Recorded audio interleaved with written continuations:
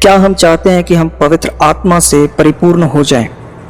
अगर सच में आप चाहते हैं कि आप पवित्र आत्मा से परिपूर्ण हो जाएं और भर करके पवित्र जीवन जिए, तो आपको आज की बातों का ध्यान रखना होगा। सबसे पहले हम ये जान लें कि पवित्र आत्मा जो है वह हर एक विश्वासी के लिए दिया गया है, ना कि किसी खास विश्वासी के लिए, ना कि उसके लिए जो ज़्यादा प्रार्थना करता है। अगर कोई ये समझता है कि कोई कम प्रार्थना करता है उसको पवित्र आत्मा नहीं मिला है, या किसी के पास अन्य भाषा का वरदान नहीं है तो उसको पवित्र आत्मा नहीं मिला, तो ये गलत है। मैं आपको बताना चाहता हूँ, पहले इस चीज़ को क्लियर कीजिए, जब भी आप यीशु मसीह पर विश्वास करते हैं तो पवित्र आत्मा आपको दान में दिया जाता है। वह हमेशा आपके साथ रहता है, आपके अंदर रहता है, बस आपको उसको मौका देने की ज़रूरत है अपने जीवन में। पवित्र आत्मा से परिपूर्ण होना है तो अपने जीवन को आपको समर्पित करना पड़ेगा पूरी तरीके से, देह से, प्राण से, आत्मा से। कभी कभी ऐसा होता है कि हम समर्पण नहीं कर पाते हैं, पर समर्पण करना बहुत ज़्यादा ज़रूरी है। हम अगर कोई गलती करते हैं तो हम परमेश्वर से बोलते हैं, परमेश्वर मुझे माफ़ कर, मुझसे ये गलती हो गई है।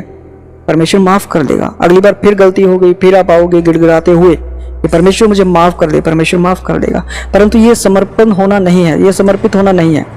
मैं आपको बताता हूँ समर्पण का असली मतलब क्या है, किस तरीके से समर्पित किया जाता है। आप परमेश्वर के पास जाओ, परमेश्वर से बोलो, परमेश्वर मुझसे ये गलती हुआ है, मैं जानता हूँ परमेश्वर आज भी आप मुझसे प्रेम करते हैं, मुझे माफ़ कीजिए और आपकी दया और आपकी कृपा मुझ पर हो, ताकि मैं इस पाप से बच जाऊँ। मैं अपने पाप को मानता हूँ, छोड़ता हूँ, अपने आप को समर्पित करता हूँ।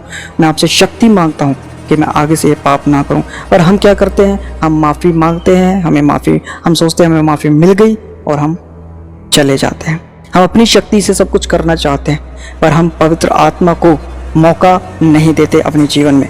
इसीलिए मैं कहना चाहता हूँ कि अपने आप के जीवन में, आप अपने जीवन में पवित्र आत्मा को मौका दीजिए कि पवित्र आत्मा आपके जीवन में काम करे। पाप जो है वह पवित्र आत्मा से परिपूर्ण होने में रुकावट डालता है। इफिसियों 5 अध्याय और 18 वचन आज्ञा देता है कि हमें आत्मा से परिपूर्ण होते जाना चाहिए। यह पवित्र आत्मा से परिपूर्ण होने के लिए प्रार्थना नहीं है जो परिपूर्णता के कार्य को पूर्ण करता है। केवल परमेश्वर आज्ञाओं के लिए हमारी आज्ञाकारिता ही आत्मा को हमारे अंदर कार्य करने की स्वतंत्रता प्रदान करता है।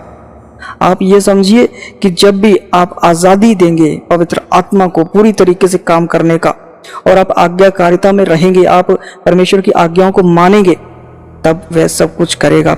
वचन को पहला स्थान दीजिए। खाली प्रार्थना करने से कुछ नहीं होगा, आपका अंदर वचन भरा जाना चाहिए।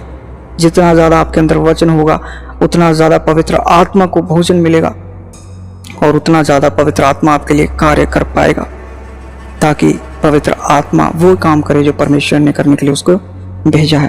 पाप से भरे हुए व्यक्ति कभी भी परिपूर्ण नहीं हो सकते, इसलिए आत्मा से हर समय परिपूर्णता रहना असंभव है। क्योंकि कोई भी व्यक्ति जब पाप नहीं छोड़ेगा, जब पूरी तरीके से समर्पित नहीं होगा, तो वो भरेगा कैसे? अपने जलन को, ईर्ष्या को, बैर को, क्रोध को आपको छोड़ना पड़ेगा। आपको वे द्वार बंद करने पड़ेंगे जो आपने दुष्ट आत्माओं के लिए खोले हुए हैं। आपको लड़ना पड़ेगा, फाइट करना पड़ेगा, आपको वचन बोलना पड़ेगा, आपको बोल बोल कर, चीख चीख कर प्रार्थना करना पड़ेगा, ताकि पवित्र आत्मा जो है वह आपके अंदर खुल करके काम कर सके। मैं ये नहीं कहता कि आपको चीख कर प्रार्थना करना है, आपको जोर लगाकर प्रार्थना करना है। आप कर सकते हैं, आप पर्सनली गिड़गिड़ा सकते हैं, आप चीख करके कर सकते हैं, आप चिल्ला करके, हंस करके, बोल करके, कैसे भी करके आप प्रार्थना कर सकते हैं, पर वचन आपके जीवन में महत्वपूर्ण स्थान पर होना चाहिए।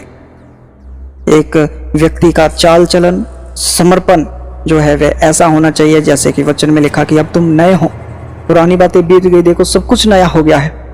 जब सब कुछ नया हो गया है तो आपका चाल चलन नया हो जाना चाहिए, और ऐसा चाल चलन कि आप पूरी तरीके से अपने आप को समर्पित कर पाएं, देह प्राण आत्मा सहित, विचारों सहित, कल्पनाएं परमेश्वर के आगे रखें, अपने मन की बातों को रखें।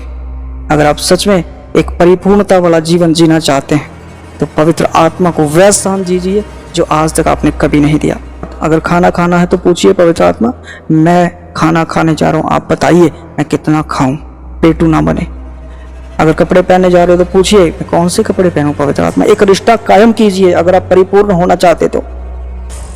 पवित्र आत्मा एक महान शक्ति है, पवित्र आत्मा परमेश्वर है। पवित्र आत्मा त्रिएक परमेश्वर का तीसरा व्यक्ति है, जो हमारे साथ है, जो हमारा सहायक है। हम उस सहायक को पूछते नहीं, पर उस सहायक से भी हमें बहुत प्रेम करना है, क्योंकि वो सहायक हमें बहुत प्रेम करता है। हम उसको मौका दें, वह आपका छुटकारे का कारण है, वह आपको छुटकारा देगा, चंगाई देगा यीशु के नाम में। वह आपके हर एक प्रार्थना को सुनेगा यीशु के नाम में। वह आपके हर एक व्यक्ति के जीवन में, जो आपके घर में, जो परिवार में विश्वास में नहीं है, उनके जीवन में भी कार्य करेगा, उनको विश्वास में लेके आएगा। आप विश्वास करिए, सिर्फ आपके समर्पण होने से ये सब कुछ हो सकता है। आपके परिपूर्ण होने से ये सब कुछ हो सकता है। प्रभु आप सभी को आशीष दे। सब कुछ जय मसीह की।